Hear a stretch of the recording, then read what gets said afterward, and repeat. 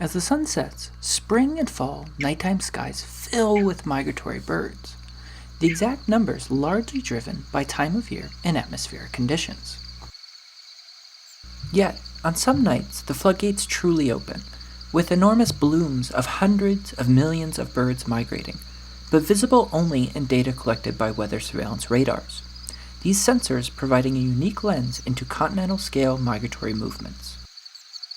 In fact, during spring and fall, about 10 nights of some 100 nights in each season see more than 50% of migratory bird passage. These movements are not without their dangers. Hundreds of millions of birds die during migration annually. Mitigating aerial hazards such as light pollution and collisions with wind turbines or buildings is critical during these important nights. To help birds, and also to reduce human disruption, particularly from light pollution, we must protect the darkness of night skies. There are two broad strategies to do this.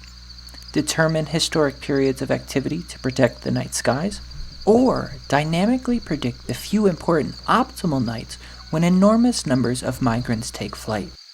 But predicting these optimal nights is challenging, or it used to be. Birdcast forecasts and lights out alerts offer a path toward dynamic action. During spring and fall, dynamic forecasts required fewer warning nights than using historic windows for capturing 50% of birds passing a given area.